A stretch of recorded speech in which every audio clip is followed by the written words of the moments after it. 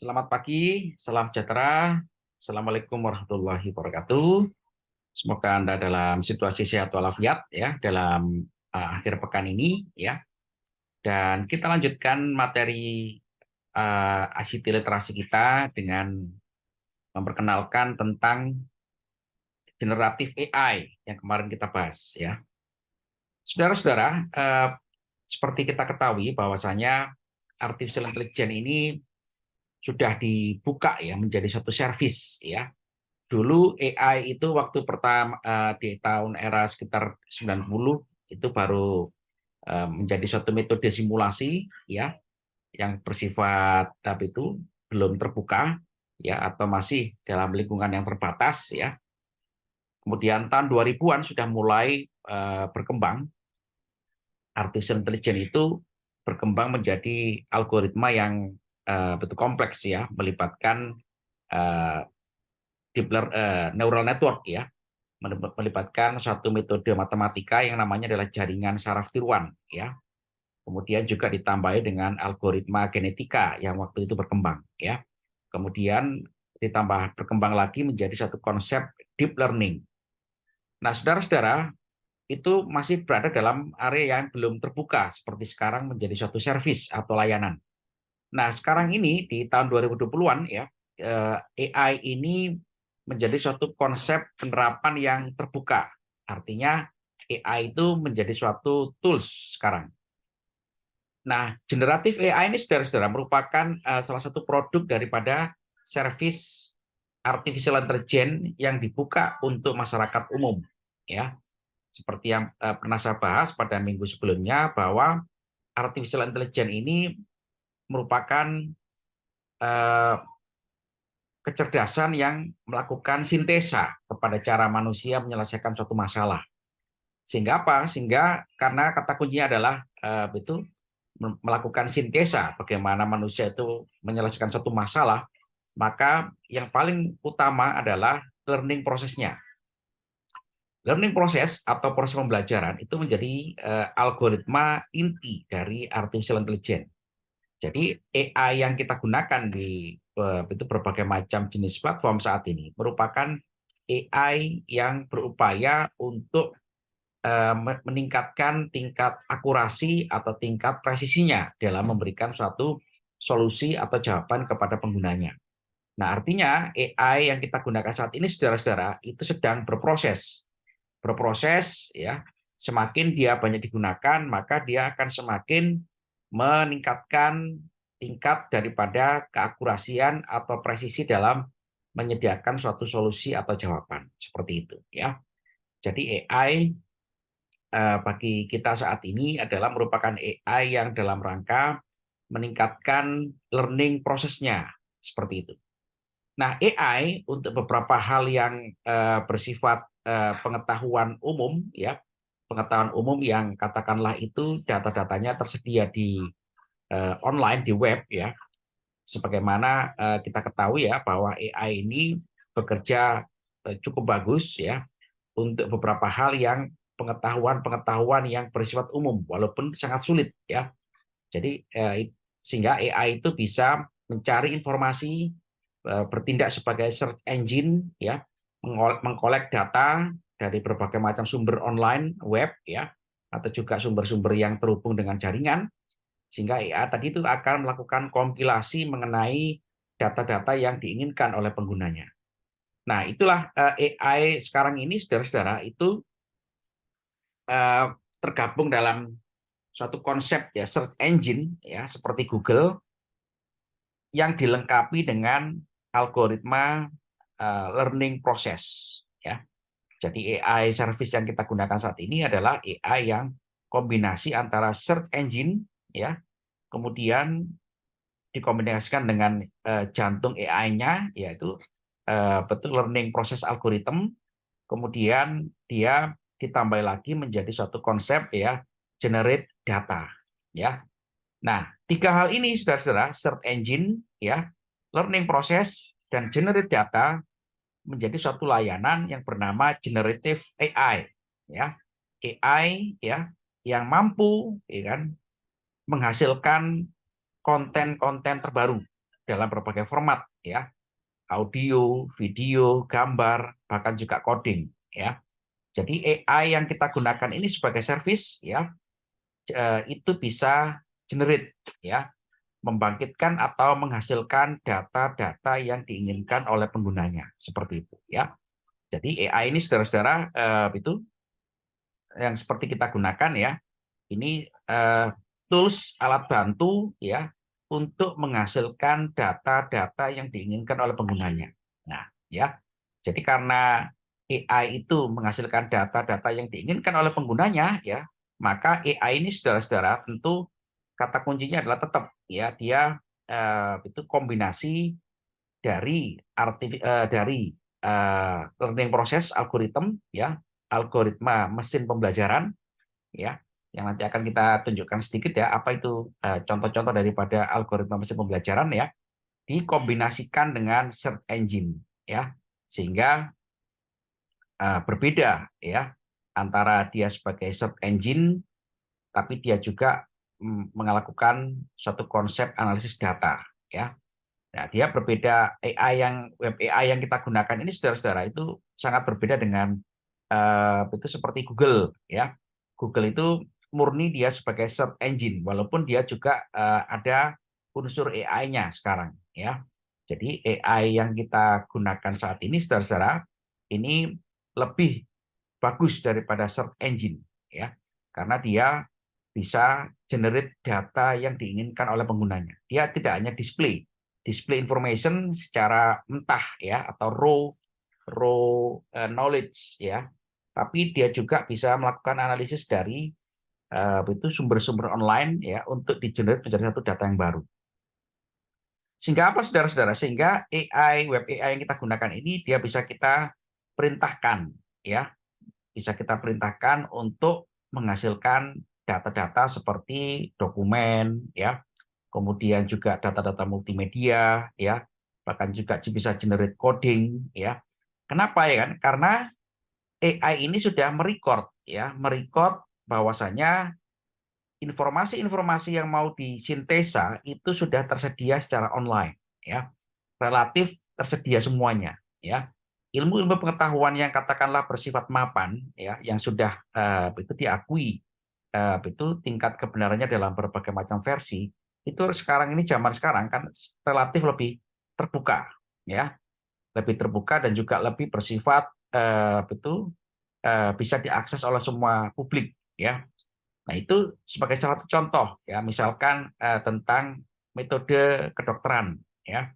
Metode kedokteran ini itu tentu bahwa misalkan kita tanya kan apa itu jenis penyakit yang berbahaya bagi manusia ya.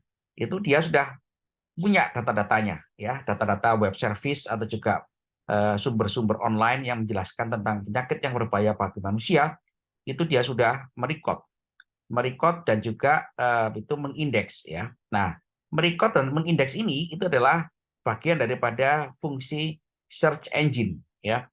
Seperti kita ketahui saudara-saudara kan, search engine sendiri itu juga merupakan suatu algoritma yang sangat kompleks ya.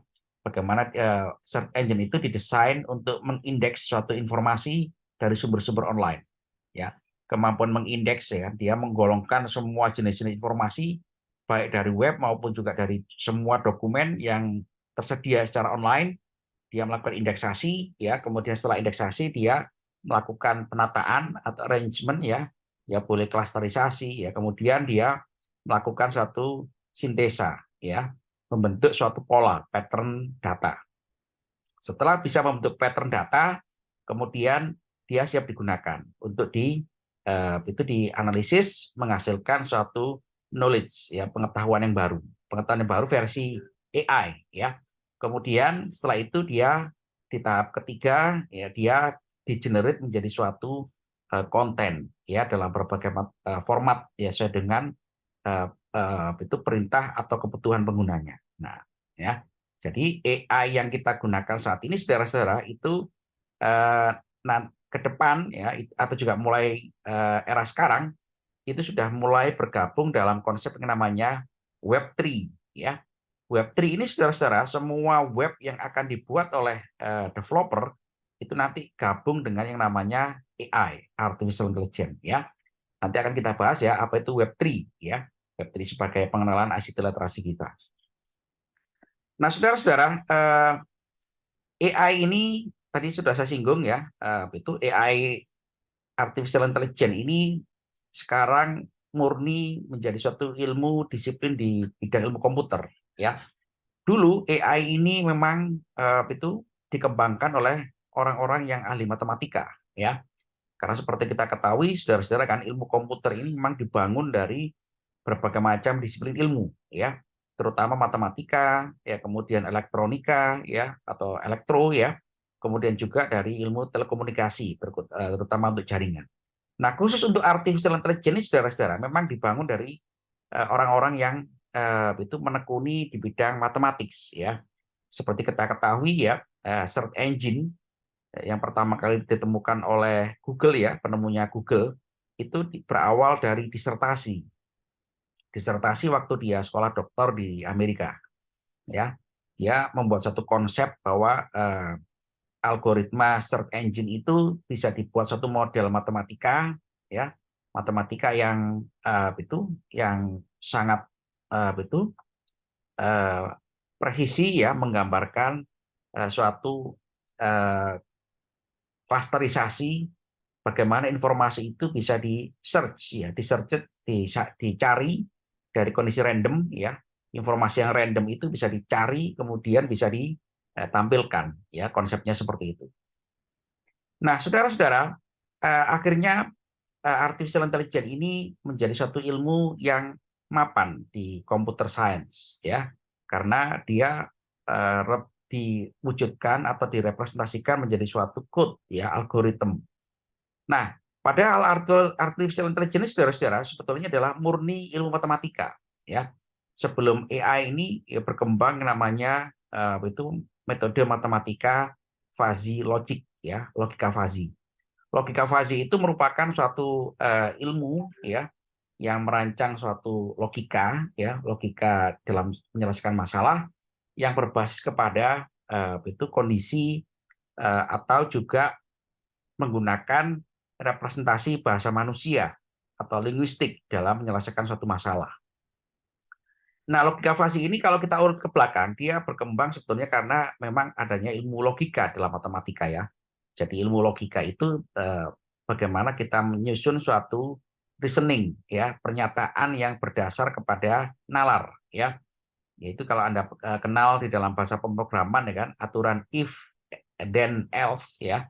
If then else itu adalah murni contoh bagaimana matematika itu hadir di dalam satu pemrograman atau code ya. Nah, ilmu logika matematika ya ditambahi dengan ilmu itu fuzzy logic ya, kemudian juga algoritma matematika yang lain ya, sehingga akhirnya berkembang menjadi satu konsep ya bagaimana komputer itu didesain untuk menghasilkan suatu keputusan ya, menjadi suatu decision support system ya, atau juga knowledge based system ya. Sehingga perlu dipikirkan atau diusulkan bahwasanya metode-metode ilmu logika tadi itu secara matematika ya, dan ilmu-ilmu algoritma katakanlah dalam hal bagaimana kita generate suatu pengetahuan yang baru atau juga solusi akhirnya digabungkan menjadi suatu disiplin ilmu dalam computer science ya, namanya adalah artificial intelligence ya, atau kecerdasan buatan. Nah, AI ini saudara-saudara merupakan bahasan yang masih sangat itu luas ya, sangat luas sekali karena AI ini itu dikompos ya. Kalau bisa kita bedah ya, AI ini secara keilmuan ya itu lebih luas di dalamnya ya. Jadi dia terdiri dari machine learning ya, algoritma pembelajaran ya. Kemudian bawahnya machine learning itu secara teknikal ada yang namanya deep learning ya.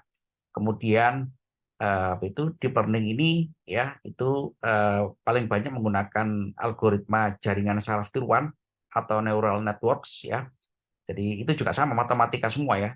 Itu bagaimana algoritma itu dirancang seperti cara kerja saraf manusia ya. Nah, nanti akan kita bahas sedikit ya di dalam pertemuan selanjutnya. Jadi deep learning ini saudara-saudara itu adalah contoh cara kerja manusia secara biological ya dalam merespon suatu input ya. Sebagai contoh ya, manusia itu bagaimana dia bisa melihat, bagaimana dia bisa merasakan karena dia memiliki indera atau sensor. Nah, indera atau sensor itu adalah sebagai penerima input ya. Nah, ternyata indera manusia itu terhubung dengan yang namanya jaringan saraf. Jaringan saraf ya kurang lebih ada 10 juta atau 10 miliar saraf manusia itu ya dari ujung kaki sampai ujung rambut terhubung dengan pusat saraf manusia kemudian ke otak manusia ya untuk menghasilkan satu persepsi atau generate perception atau generate suatu knowledge seperti itu pengetahuan. Nah, model cara kerja manusia dalam merespon suatu input dan menghasilkan suatu output berupa persepsi atau juga pengetahuan atau juga informasi itu adalah dinamakan sebagai algoritma jaringan saraf tiruan ya. Jadi algoritma jaringan saraf tiruan ini saudara-saudara itu menjadi jantung daripada manusia itu era sekarang ini merancang namanya deep learning ya. Nah, di bawahnya deep learning ini kalau mau kita bedah lagi ada yang namanya neural networks ya, jaringan saraf ya. Jaringan saraf tiruan ini ada yang ada dua jenis ya cara kerjanya kan. Ada forward propagation ya, umpan maju, ada backward propagation, ada umpan balik ya. Yang itu kalau dikembangkan lagi ya menjadi satu konsep ya, supervised learning atau unsupervised learning ya. Jadi algoritma neural network yang terpandu ya ataupun juga tidak terpandu seperti itu. Nah, inilah akhirnya berkembang itu menjadi fondasi itu artificial intelligence ini dirancang menjadi suatu konsep namanya adalah generative AI ya. Artificial intelligence yang bisa menghasilkan berbagai macam format ilmu pengetahuan atau solusi atau informasi sesuai dengan keinginan penggunanya. Nah, seperti itu ya. Jadi kalau kita mempelajari AI ya, itu paling tidak secara lengkap ya, ini kita urut-urutannya ini kan dari itu machine learning ya, deep learning ya, kemudian generative AI ya, seperti itu. Jadi walaupun kita orang komputer ya, bagaimana kita bisa merancang atau mengembangkan itu AI ini, tentu kita harus belajar yang namanya ilmu matematika ya, walaupun kita tahu ya bahwa ilmu matematika ini bagi orang umum atau orang awam sangat sulit sekali. Tapi mau nggak mau kita harus mempelajari ya, karena matematika itu sebetulnya bukan operasi semata ya, operasi hukum operasi bilangan semata ya, tidak ya. Justru kalau kita pelajari matematika secara lebih dalam, itu ternyata di era sekarang ini saudara-saudara bisa kita manfaatkan untuk berbagai macam kebutuhan analisis ya, menghasilkan satu sintesa tentang ilmu kecerdasan buatan ya. Sebagai contoh logika fuzzy tadi itu, logika fuzzy yang saat ini sudah sangat mapan sekali digunakan sebagai algoritma itu adalah murni awalnya matematika ya, matematika yang itu menunjukkan operasi ya, operasi pernyataan logika ya, yang itu bisa dinyatakan dalam bentuk operasi matematis itu secara lebih manual. Dan itu akhirnya dikembangkan menjadi satu algoritma bagaimana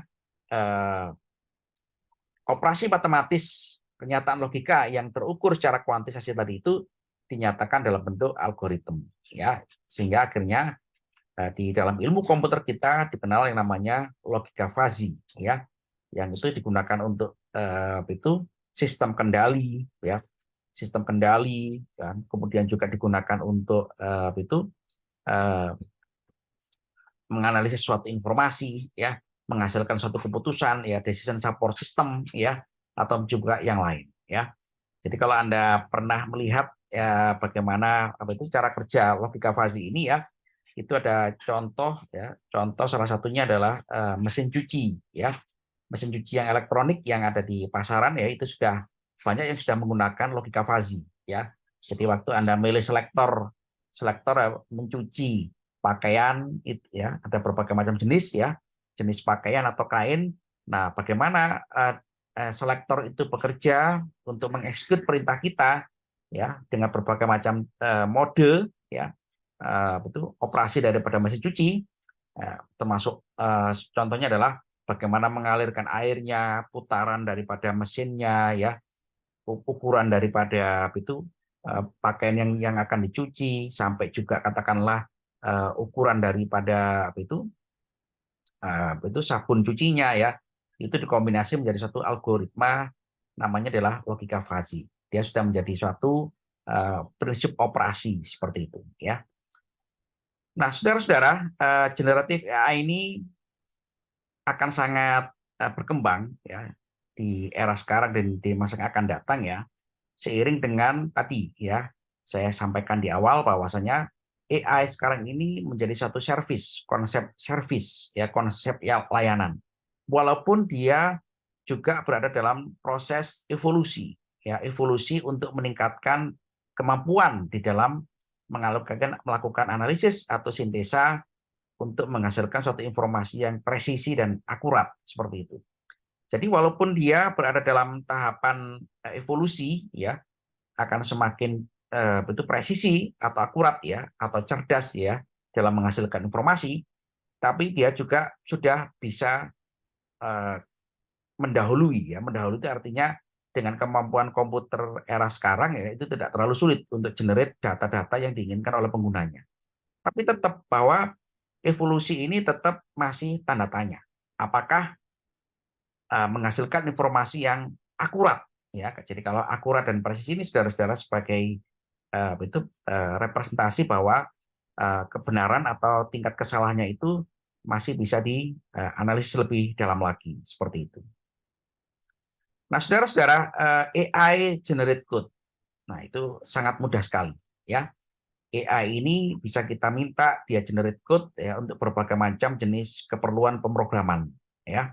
Jadi apa itu, Anda melakukan konversi, ya, konversi bahasa pemrograman, ya, itu dengan AI itu dengan sangat mudah sekali, ya. Zaman saya dulu, ya, menguasai bahasa pemrograman, ya, mulai dari itu bahasa WordStar, ya, WordStar tahun 90-an, ya, WS, ya, kemudian menjadi bahasa Pascal, ya, menjadi bahasa C, ya, sekarang C++, ya, sekarang menjadi bahasa web, ya, Java dan seterusnya, Python, ya. Ini tentu sebetulnya adalah bahasa pemrograman itu pastinya adalah algoritma, ya, langkah-langkah, ya, untuk melakukan suatu eksekusi, ya, di dalam dalam komputer, ya, menyelesaikan suatu masalah. Jadi karena basisnya adalah algoritma yang sama, artinya algoritma ini bisa diwujudkan dengan bahasa-bahasa yang berbeda-beda, bahasa pemrograman yang berbeda-beda, ya. Bisa menggunakan C++, bisa menggunakan Python, bisa menggunakan bahasa apa saja yang itu sudah berkembang di era sekarang ini. Jadi kalau kita, ya, itu punya satu algoritma, mau kita nyatakan dalam berbagai macam jenis bahasa pemrograman, itu zaman sekarang lebih sangat mudah sekali, ya. AI langsung generate, ya, itu dengan hasil yang sama. Itu saya katakan tadi bahwa AI yang seperti ini adalah AI yang ilmunya relatif mapan, ya, karena itu dia ada dan terbuka di semua sumber-sumber online, ya. Dia tinggal searching, ya, algoritma yang jenis yang diinginkan oleh penggunanya, sehingga dia bisa menampilkan itu code daripada algoritma yang kita inginkan seperti itu, ya.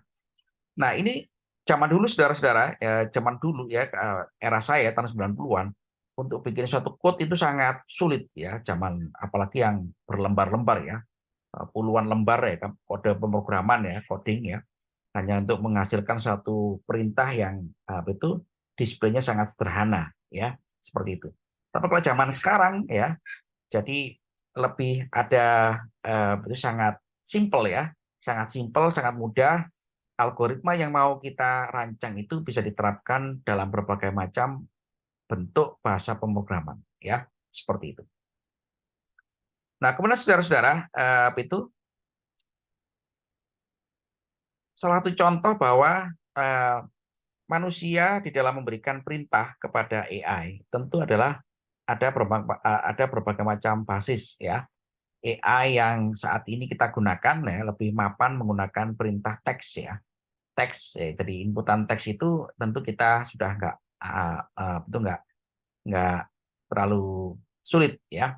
Tapi kalau AI itu digunakan atau menggunakan konsep perintah dengan voice ya, voice command. Nah, itu yang itu sangat canggih ya di era masa-masa yang akan datang ya. Karena AI atau juga sekarang ya, AI tugas pertamanya adalah melakukan voice recognition ya. Jadi kalau ada suatu AI dia sudah menggunakan konsep perintah suara, maka dia sudah menggunakan algoritma yang namanya adalah voice recognition ya untuk retrieve information ya. Karena perintah manusia berupa suara ini seperti kita ketahui ya, itu berbagai macam ya, itu variasinya ya. Dan data-data di sumber online ya dari berbagai macam itu jenis format multimedia ya, itu juga ada data-data voice-nya ya, data-data voice yang itu bisa disintesa menjadi satu ilmu pengetahuan seperti itu.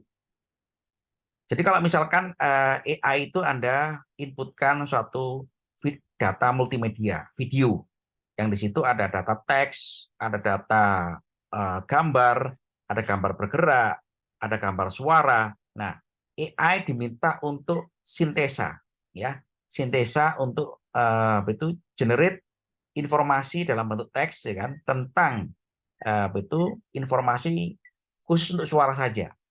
Maka AI di sini, saudara-saudara, tugas pertamanya dia adalah melakukan yang namanya pemilahan data, ya. Mana data yang teks, mana data yang video, mana yang data audio, ya, yang berisi voice atau informasi dari manusia. Begitu dia sudah pisahkan, maka dia melakukan sintesa, ya. Sintesa seperti kita ketahui ya, suaranya manusia itu bermacam-macam, ya, bermacam-macam dan itu sangat variasi sekali, ya. Hanya untuk mengatakan huruf kata saya, ya, kata saya itu dalam berbagai macam versi kan di seluruh dunia kan, ada saya, ada me, ada I am, ya, ada bahasa Arab hada, ya, dan macam-macam ya. Jadi itu informasinya kurang lebih sama ya, saya gitu ya. Tapi dalam berbagai macam versi manusia. Nah, AI di sini saudara-saudara ya harus bisa melakukan suatu konsep distingsi ya, pembedaan. Pembedaan apa itu data-data yang diperoleh dari data-data audio ya, dan juga itu untuk di-generate itu informasi bahwa itu adalah terjemahan dari kata saya ya dalam berbagai macam bentuk versi bahasa manusia ya. Sehingga apa saudara-saudara, AI tidak salah menafsirkan voice atau audio yang nanti akan dikirimkan kepada AI ini ya, seperti itu. Ada pertanyaan saudara-saudara, silakan. Halo? Halo?